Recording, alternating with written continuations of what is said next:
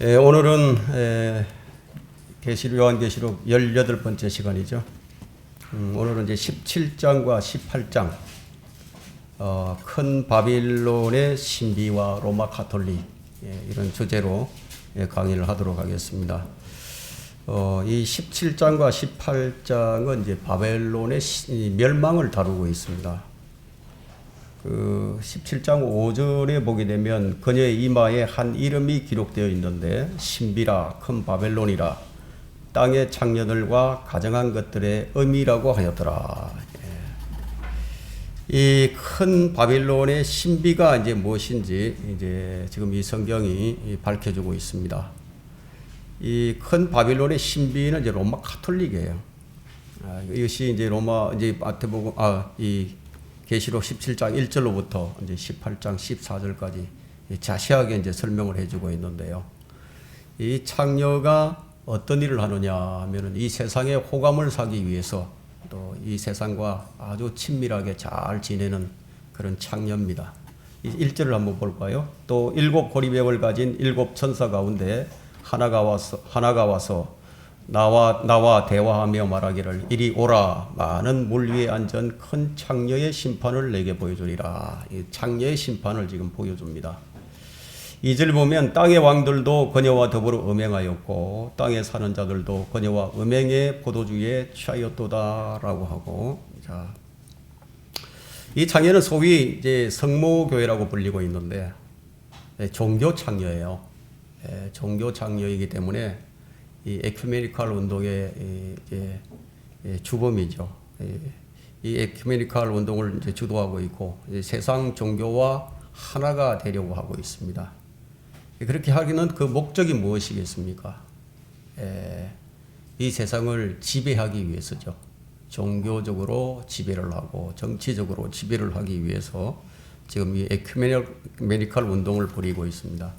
요한일서 2장 15절과 또 에레미야 15장 51장 7절을 여러분들이 이제 한번 비교를 해 보시기 바랍니다.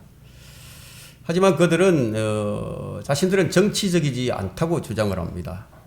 그들은 이제 기독교적이라고 주장을 하고 있고 그들 자신이 유일한 보호자라고 하나님의 대리자라고 주장을 하게 되죠. 그래서 하나님 말씀의 수호자라고 이제 고백을 하기도 합니다. 그녀의 활동은 사실상 그 종교적이기보다는 매우 정치적이에요. 여러분들이 이제 바티칸국, 로마 바티칸의 정치 활동을 정확하게 이제 알고 싶다면은 히슬롭의 바벨론의 두 개의 바벨론이라는 이 책을 보시면 잘 알게 됩니다. 지금 여러분들이 가진 이 성경, 러크만 주석 성경을 지금 가지고 있다면은 그 17장 그 밑에 이제 그 난해주에 쭉 설명이 되어 있죠. 주석이 달려 있습니다.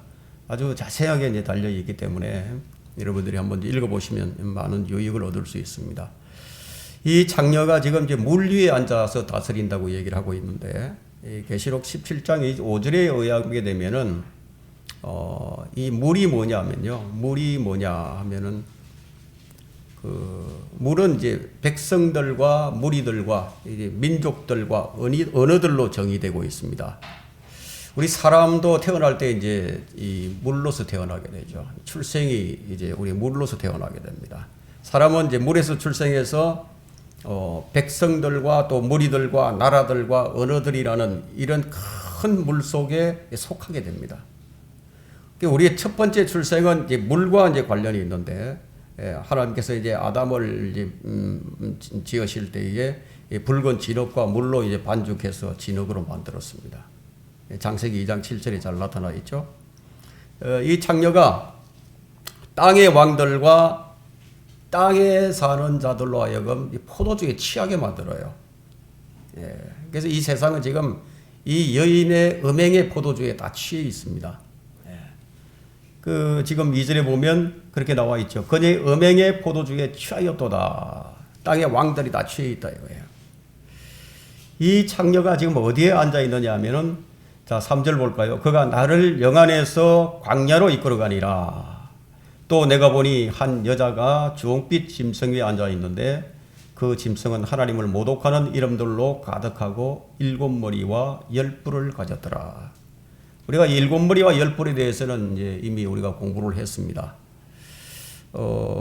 이 하나님께서는 이 성모교회라고 고백을 하는 이 가정스러운 종교 창녀를 그 누구에게 지금 연결시키고 있느냐 하면 이 짐승과 연결시키고 있습니다.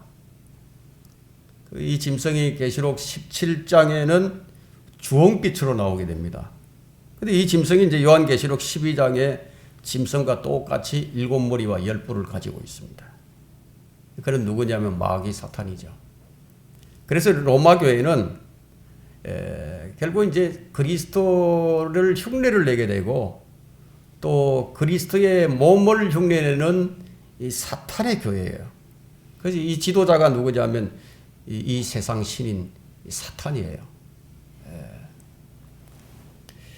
이 창녀는 이제 자주색 옷과 주홍색 옷을 입고 손에는 금잔을 들었다고 하고 있는데요. 이제 4절 볼까요? 또 그 여자는 자주색과 주홍색 옷을 입고 금과 보석과 진주로 장식하고 손에는 금잔을 가졌는데 그 잔은 가정스러운 것들과 그녀가 행한 음행에 들어온 것들로 가득 찼더라.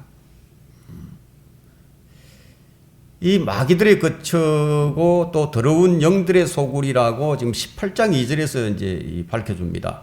18장 2절에 또 그가 큰 음성으로 힘있게 외쳐 말하기를 큰 바빌론이 무너졌도다.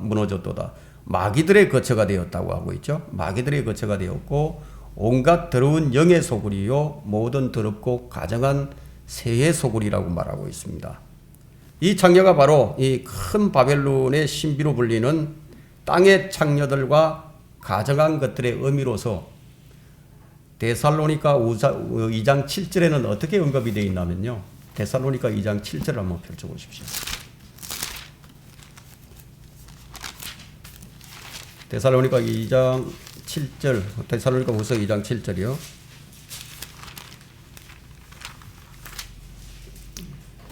불법의 신비가 이미 활동하고 있나니 현재는 막는 자가 있어 막을 것이나 그가 그 길에서 옮겨질 때까지만 그러하리라.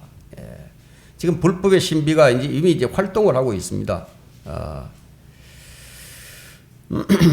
그래서 그 불법의 신비를 따라서 역사하고 있는 이 음란하고 사탄적인 의식을 행하는 이 가정스러운 종교가 바로 이 로마 가톨릭 집단이에요. 그러니까 매주일 아침마다 미사를 통해서 그들은 가정스러운 일들을 행하고 있죠. 로마는 지금 이제 큰 바빌론이고 또 그들을 이제 거룩한 고양이들로 이제 묘사도 되고 있습니다. 그래서 큰 무리들을 지어 있죠. 그래서 자주색 옷과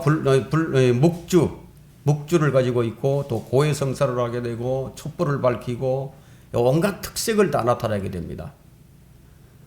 그들은 하나님의 말씀을 제외한 모든 장식들을 다 가지고 있어요. 이 성경에 나오는 그러한 이 성경에서 제시하고 있는 그런 것들을 가진 것이 아니라 그들은 전부 자신들이 고안해내는 뭐 촛불, 토끼, 묵주, 고해 성사, 모든 것들을 다 만들어서 하나님의 말씀을 제외한 모든 장식들을 지금 걸치고 있는 것을 지금 여기서 이렇게 이제 표현을 하고 있는 거죠. 실제적으로 그들은 이제 금과 또 금과 은과 보석들을 매우 좋아합니다. 아마 이 로마 가톨릭이 전 세계에서 가장 큰 부를 가지고 있지 않을까 그렇게 생각을 합니다. 각 나라마다 얼마나 많은 부를 축적하고 있는지 우리가 헤아릴 수가 없을 정도예요. 이 창녀가 지금 성도들의 피와 예수님의 정인들의 피에 취해 있는 이것은 참 이상스러운 일이 아닐 수가 없는데요. 6절 한번 볼까요? 또 내가 보니 그 여자가 성도들의 피와 예수의 순교자들의 피에 취하였더라. 그러므로 내가 그녀를 보고 크게 의아해하며 놀라노라.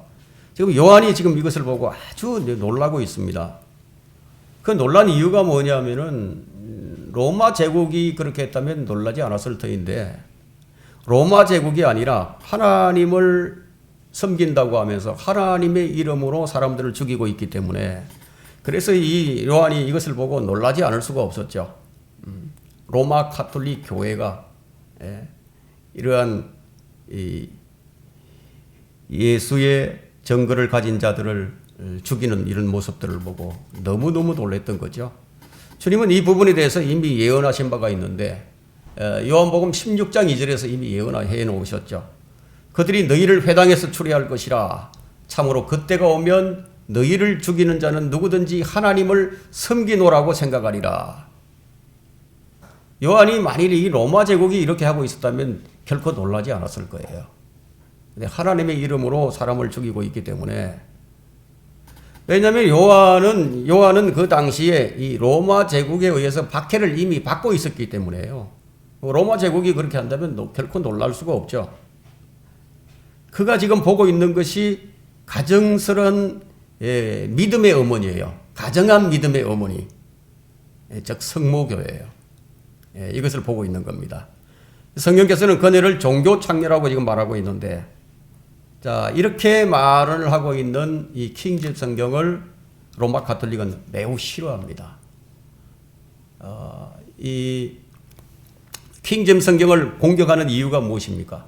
이 킹제임스 성경이 그들의 정체를 폭로하고 있기 때문에, 그래서 이 로마 가톨릭은 킹제임스 성경을 매우 싫어합니다. 자유주의와 정통주의 학자들이 지금 수백 년 동안 이 성경 개정위원회에 이제 압력을 넣어서 킹제임스 성경을 출간하지 못하도록 한 이유가 뭐냐면 바로 이 로마 가톨릭의 정체를 밝혀주고 있기 때문에, 그래서 이것을 하지 못하게 만듭니다. 그래서 1965년부터 이제 영국의 옥스퍼드와 또 이제 캠브리지 대학 출판부에서 이제 출간하는 성경들은 외경을 담고 있는 지금 RSV 뿐이에요. 자, 이것이 로마 가톨릭과 영국과 미국에서 인가한 공인 성서입니다. 외경이 들어있는 거죠. 자, 프로테스탄트 학자들은 요한계시록을 어떻게 표현하냐면 묵시적이라고 표현을 합니다. 상징적이고 비유적이라고 이제 가르칩니다.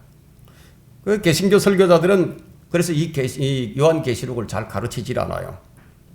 왜냐하면 이 요한계시록이 이해하기 어려운 책이라고 생각하는 이유도, 왜 그러냐면 그들은 사실상 이 로마 가톨릭과 한 배를 타고 있기 때문에 그래요.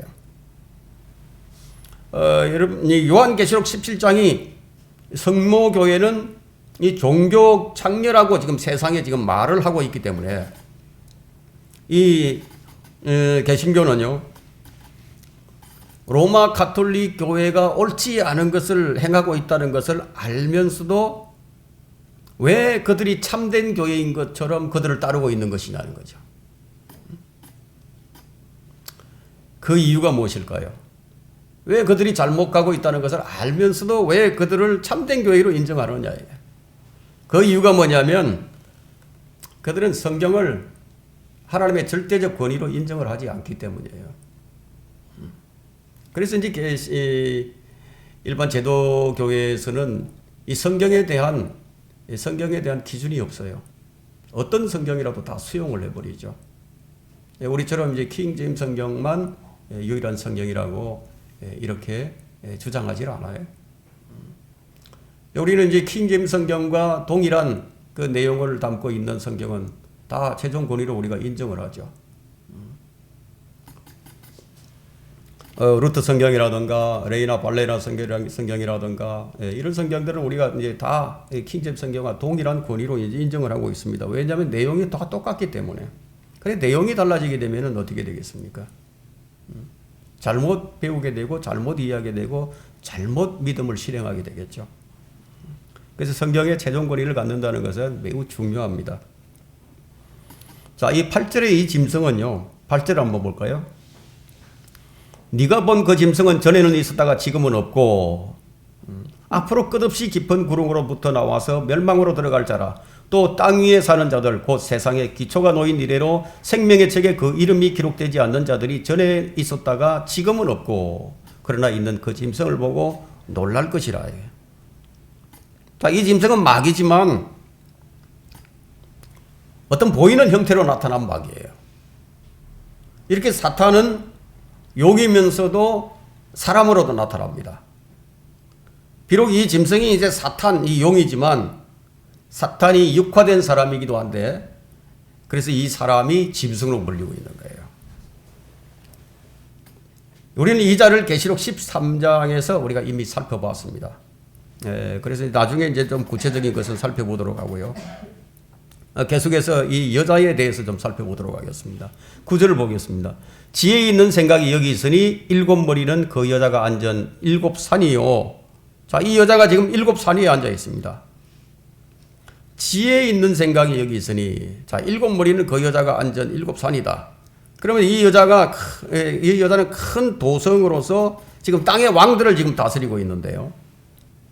18절을 보시면 네가 본 그 여자는 땅의 왕들을 다스리는 큰 도성이라고. 이 여자가 지금 큰 도성이라는 거죠. 계시록 13장 18절에서 지혜가 여기 있으니 그 짐승의 숫자를 한번 헤아려 보라고 했죠. 그럼 이 짐승에 대해서는 조금 후에 이제 구체적으로 다시 이제 한번 살펴보도록 하겠습니다. 그리고 이 짐승을 타고 앉아 있는 이 도성은 어떤 도성인가 하는 거예요. 실제로 이 땅에 있는 도성이에요. 실제로 이제 현존하고 있죠.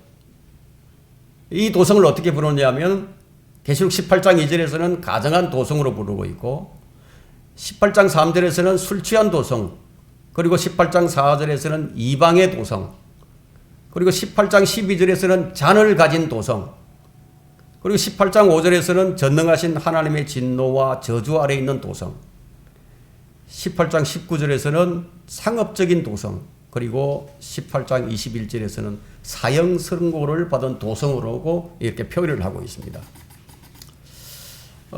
이 1825년에요. 교황 레오 12세가 만든 이 메달이 있었는데 그 메달에는 이제 그림과 글귀가 새겨져 있었습니다.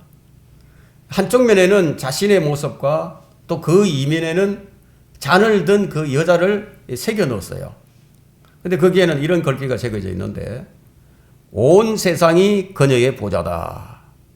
온 세상 위에 앉은 여자의 모습과 그 다음 자신의 모습을 새겨넣은 이 메달을 만든 거예요. 이 교황 레오 12세가.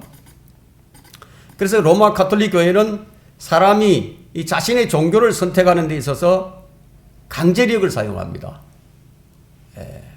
믿을 것이냐 말 것이냐 이게 강제 이제 그래서 스페인이 이 남미를 침략했을 때 어떻게 했죠? 천주교를 믿으면 살려주고 안 믿으면 죽인다 이게. 강제로 믿게 만들었죠. 그래서 그들에게는 직접적인 강제로 믿게끔 할 수 있는 그런 직접적인 간섭을 할 수 있는 권리가 자신들에게 있다고 그렇게 이제 믿고 있는 겁니다. 자, 이것이 1864년에 출간된 피트슨의 로마 가톨릭의 흥망 125페이지에 인용된 이 교황 피오 9세의 80가지 그릇된 교서, 그게 담겨 있는 내용이에요. 자, 이 여자는 의심할 여지가 없이 로마 가톨릭입니다. 불법의 신비들로 가득 차 있죠. 로마 가톨릭 한번 보세요. 매우 신비스럽게 행동을 합니다. 아주 경건한 모습을 보이고 있죠. 그리고 교황을 뽑을 때 한번 보세요. 얼마나 신비스럽게 교황을 뽑습니까? 불법의 신비들로 가득 차 있고 이 성경을 이해하지 못하는 이 로마 가톨릭은 한마디로 교활한 종교입니다. 교활한 종교. 이 로마 바티칸국은 세계에서 가장 많은 대사들을 파견하고 있습니다. 우리나라에도 이제 이 로마 가톨릭 대사가 들어와 있어요. 그 전 세계를 이제 교구로 만들어서 2,806개의 교구로 나누었어요. 아주 종교적으로, 정치적으로 이 영향력을 이제 행사를 하고 있는 거예요. 이 땅의 왕들은 지금 이 여인과 더불어서 음행에 빠져 있습니다. 우리나라에 이 교황이 왔을 때 이 교황을 아련하기 위해서 이 정치인들과 종교인들이 먼저 만나보기 위해서 가전 로비를 다 했던 그런 그런 사례도 있죠. 땅의 장녀들이 지금 이 여인과 더불어 음행에 빠져 있는 겁니다. 이 도성 체제 자체가요, 전적으로 무엇으로 유지되고 있느냐 하면 각 나라의 상업 그리고 무역으로 지금 유지가 되고 있습니다. 근데 첫 번째 감심사가 뭐냐면 금입니다. 그 다음에는 은이고요. 자, 이 목록의 마지막 항목에 가서는 사람의 혼들이 그들의 관심사예요. 이 로마 가톨릭의 가장 큰 행사인 크리스마스와 부활절은 이 상업의 부활을 이제 보여주고 있는 거죠. 그러니까 크리스마스가 되면 전 세계가 이 상업적인 호황을 누리게 됩니다. 이 로마 가톨릭은 과거의 로마 제국과는 분명하게 구분이 되고 있다는 거예요. 자, 이 여자가 앉아 있는 짐승은 누구냐 하면 이제 적그리스도인데요. 적그리스도인데 이 짐승에 대해서 좀 살펴보겠습니다. 이 7절부터 이제 14절까지는 이제 이 짐승에 대해서 나옵니다. 이 짐승은 이제 7머리와 10뿔을 가지고 있는데, 우리는 이제 계시록 12장 3절에서 7머리와 10뿔을 가진 7개의 왕관을 쓰고 있는 이 붉은 용을 우리가 보았습니다. 그리고 13장에서는 바다에서 올라오는 이 짐승이 7머리와 10뿔과 10왕관을 가진 짐승을 우리가 본 적이 있습니다. 그럼 왜 이런 차이가 나느냐에 대해서는 분명하게 그때 우리가 이미 공부를 했기 때문에 지금은 언급하지 않고 그냥 넘어가겠습니다. 이 짐승은 눈에 보이는 형태로 나타난 마귀로서 바로 그 사탄이 지금 육화된 존재예요. 육화된 존재로 나타난 겁니다. 하나님께서 성육신하신 것처럼 그렇게 똑같은 흉내를 내죠. 그래서 이 사탄이 용이면서도 사람으로 나타나는 거예요. 자, 여기서 이제 우리가 네가 본 짐승은 전에는 있었다가, 자, 네가 본 짐승은 전에는 있었다가 이제 8절에 보시면 네가 본 그 짐승은 전에는 있었다고 지금은 없다 이거예요. 그는 이 땅에 살았던 사람이죠. 이 땅에 살았던 사람인데 지금은 없어요. 그래서 사도 요한이 이 요한계시록을 쓰고 있을 그 당시에는 지상에 없었던 겁니다.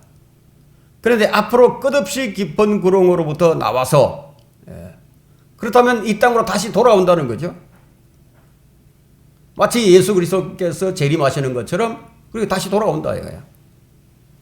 그건 두 번째로 다시 올 것인데, 우리가 이 자가 바로 유다 이스카리옷으로 우리가 유추해 볼 수가 있는 겁니다. 지금은 끝없이 깊은 구렁에 있는데 그는 이 사람이 아니에요. 사람이 아닌 끝없이 깊은 구렁의 천사예요.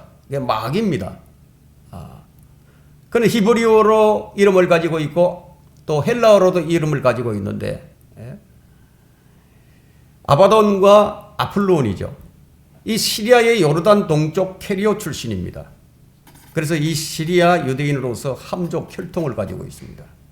그는 환란 때의 적그리스도예요.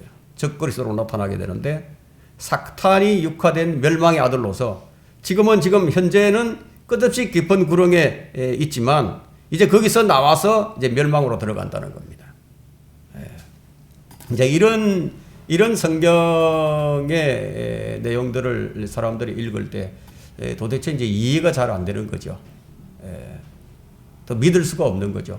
논리적으로 설명을 한다고 하면은 뭐 어느 정도 이해는 할 수 있겠지만 도저히 이제 믿음이 가지 않는 거예요. 어떻게 이런 일이 있을 수 있을까? 이 계시의 영에 의하지 않으면 사실 이것을 믿을 수가 없어요. 여러분들이 이 사실을 믿고 있다면 여러분들이 믿는 것은 그 믿는 믿음은 계시의 영에 의해서 이제 믿고 있는 것이죠. 자, 이 유다 이스카리옷은 적그리스도와 동일한 존재로서 둘 다 멸망의 아들로 불리는 것을 우리가 볼 수 있습니다. 그 요한복음 17장 12절에서 예수님께서 기도하셨죠. 멸망의 아들 외에는 아무도 잃어버리지 아니하였다고.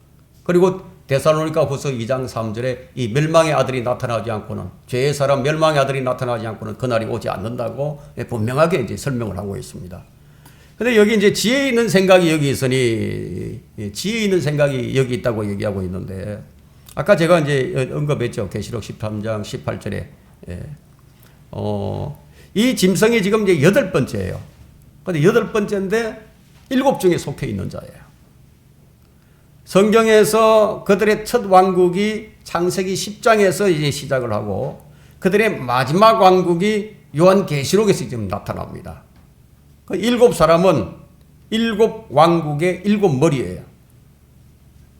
지금 이제 10절에 한번 볼까요? 7왕이 있는데 5은 패망하였으나 하나는 남아있고 또 하나는 아직 오지 아니하였으나 그가 오면 잠시 동안 머물러야만 되리라. 이 머물러야만 되리라.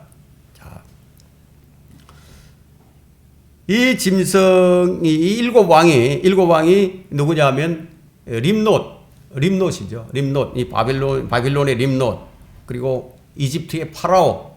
이 아시리아의 사네립, 바벨론의 느부갓네살, 그리고 페르시아의 다리오, 그리고 그리스의 알렉산더, 그리고 로마의 카이사예요.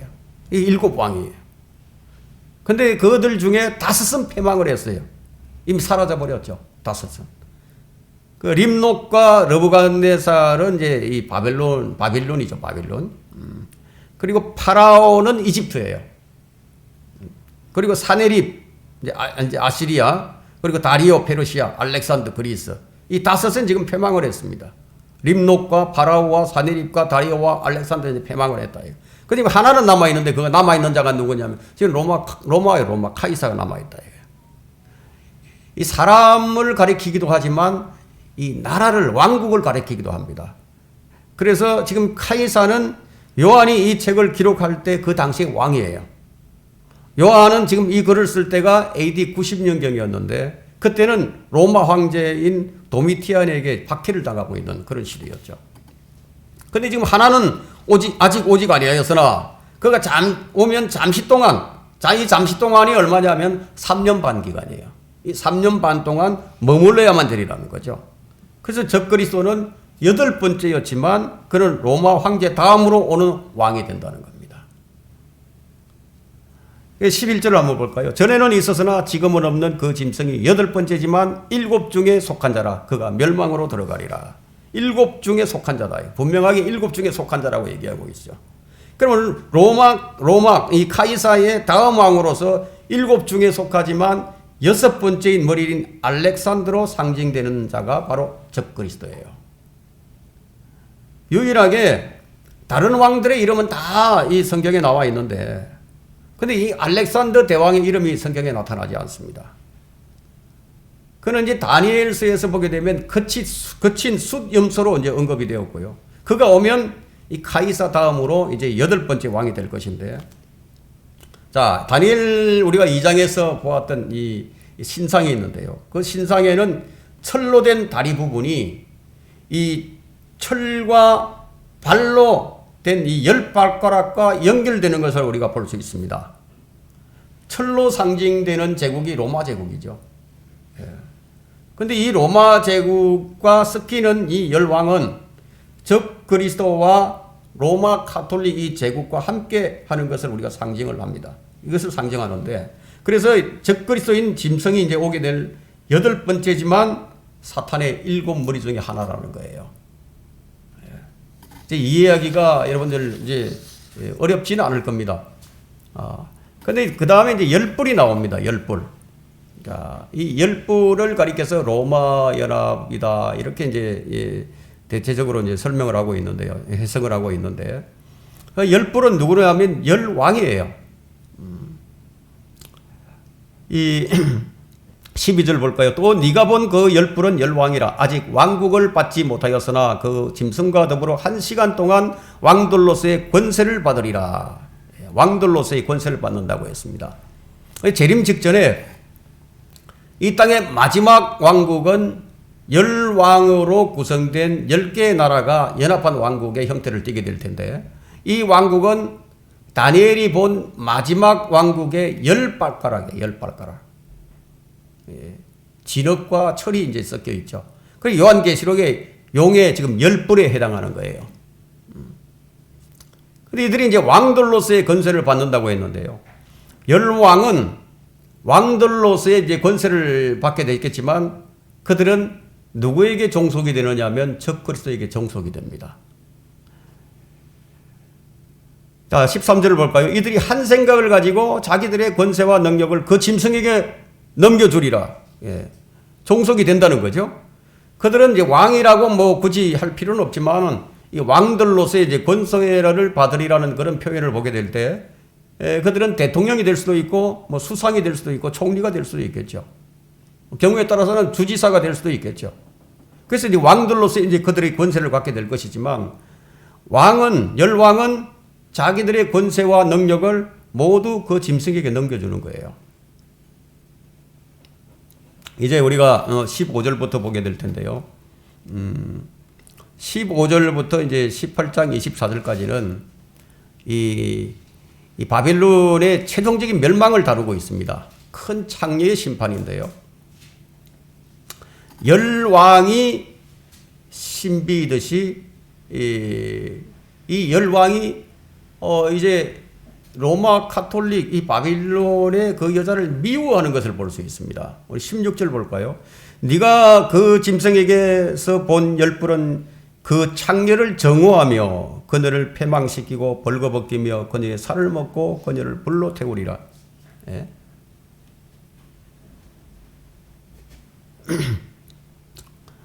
자, 이렇게 되는 까닭이 뭐죠? 그녀를 패망시키고 불로 태운다고 했는데 이렇게 되는 까닭이 뭐냐면은 이 17절을 한번 보겠습니다. 이는 하나님께서 자신의 뜻을 이루시려고 하나님께서 이렇게 하신다는 거예요. 하나님께서 자신의 뜻을 이루시려고 그들의 마음을 일치시켜 열왕이 사탄과 한 마음이 한 뜻이 되게 하신다는 거예요. 그들의 왕국을 열왕이죠. 열왕이 연합한 이 나라를 그 짐승에게 로마 교회 대신에 사탄에게 주도록 하신다. 그 짐승에게 주도록 하셨으니 하나님의 말씀이 이루어질 때까지니라. 하나님께서 이렇게 하신다는 거예요. 그래서 이렇게 해서 이 열왕이 그들의 왕국을 로마 카톨릭 대신에 이제 짐승에게 넘겨버리는데, 말하자면 이 사탄이 열왕을 완전히 통제한 뒤에 로마 교회를 배신하는 거죠. 로마 교회를 배신해서 그 로마 교회를 파괴시킨다는 겁니다. 이 큰 바빌론의 심판은 환란 끝에 이제 일어나게 됩니다. 거의 이제 환란이 거의 끝나갈 무렵에 일어나게 되는데, 이것이 이제 18장 2절에 보면요, 큰 바벨론이 무너졌다고 얘기해요. 그가 큰 음성으로 힘있게 외쳐 말하기를 큰 바빌론이 무너졌도다 무너졌도다. 마귀들의 거처가 되었고 온갖 더러운 영들의 소굴이요 모든 더럽고 가장한 새의 소굴이로다.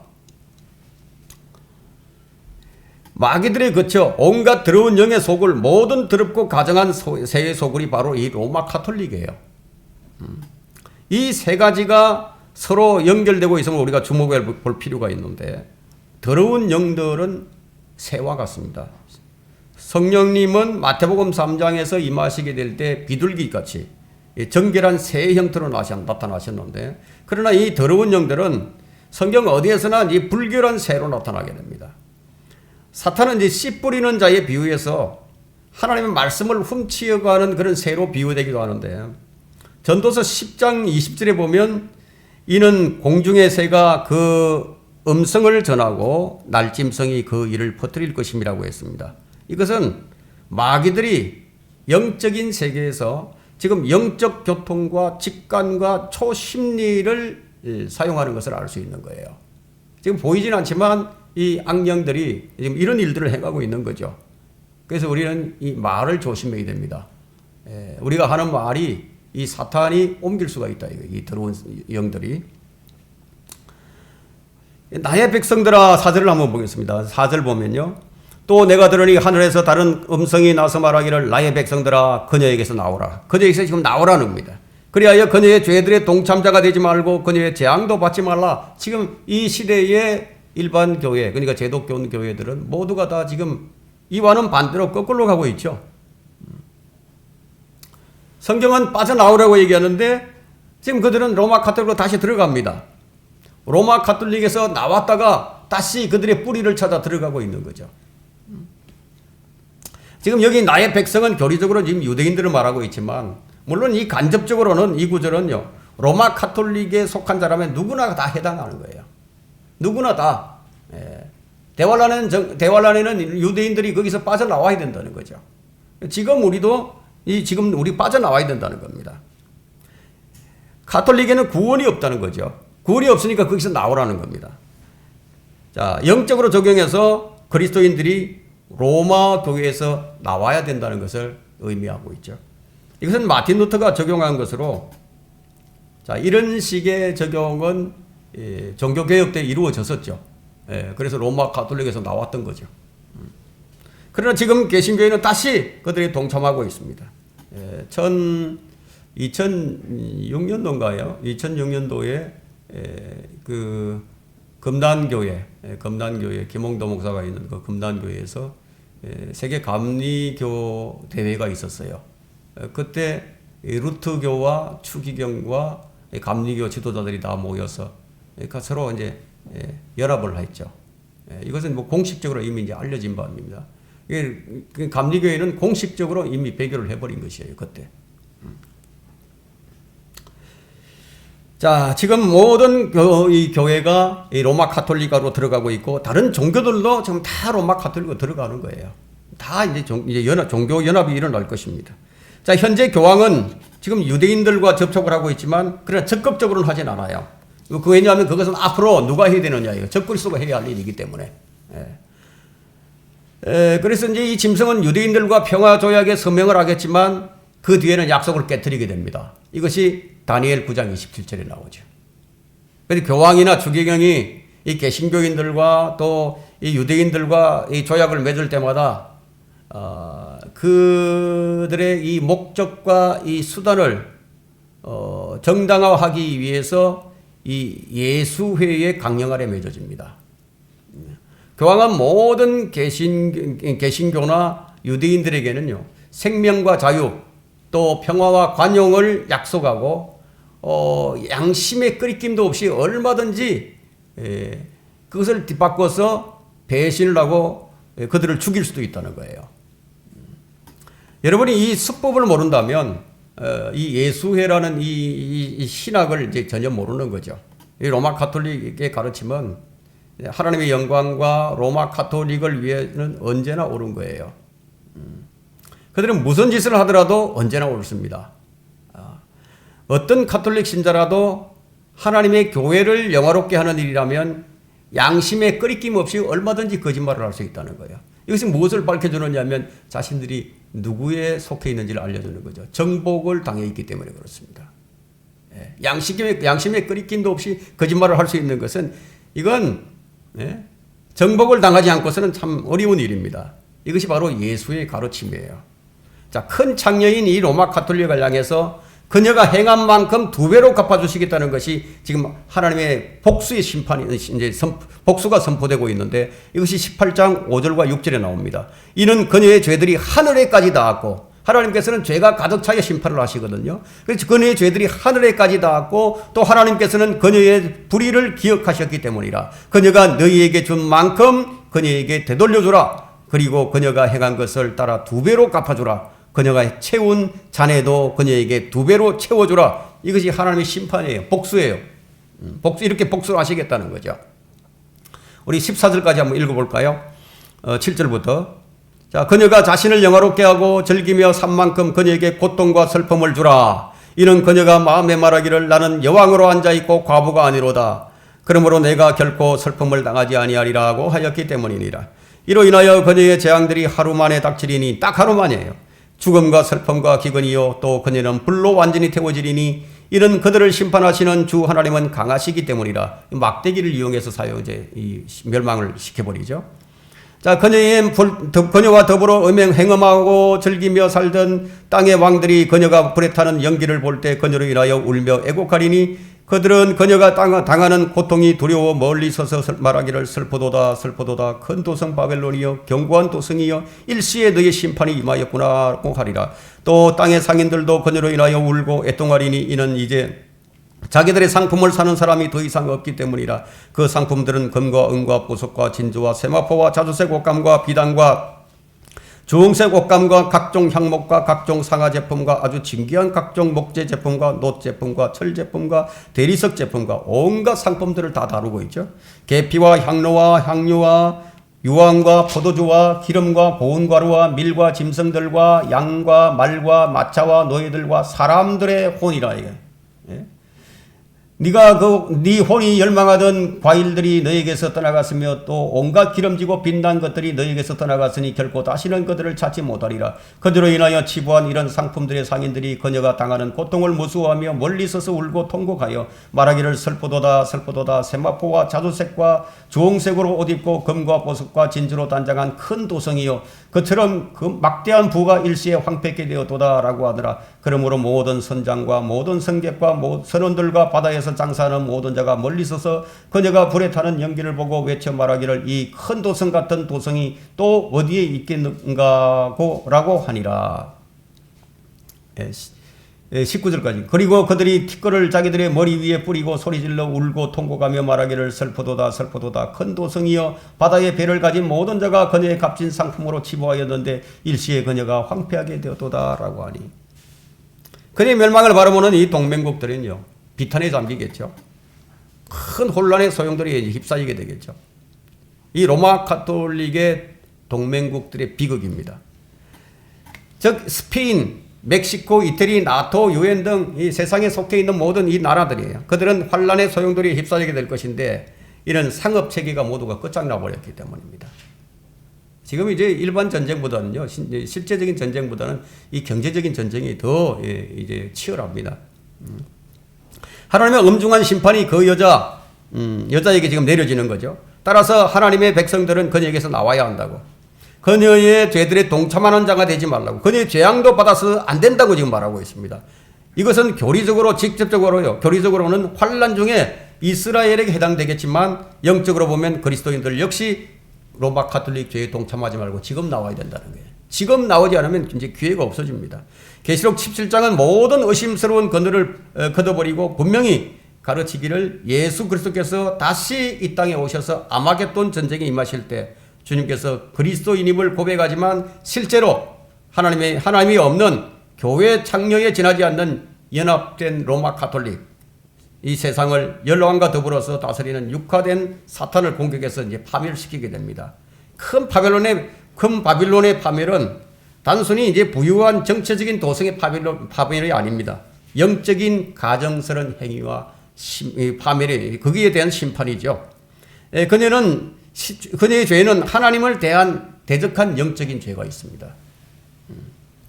그것은 17장과 18장의 내용이 이와 같은 이유인데 하늘의 상업적인 도성의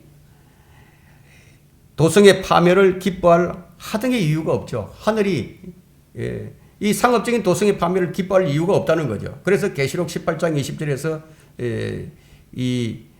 지금 하늘이 지금 기뻐하는 것으로 나오게 되는데 이 땅의 도성이 파멸되는 것에 대해서 기뻐할 이유가 하나도 없지만 지금 18장 20절에서는 하늘이 지금 기뻐하는 것으로 나오게 됩니다. 또 계시록 19장 2절에서 이 하늘이 지금 바빌론의 파멸을 기뻐하는 것을 우리가 또 볼 수 있습니다.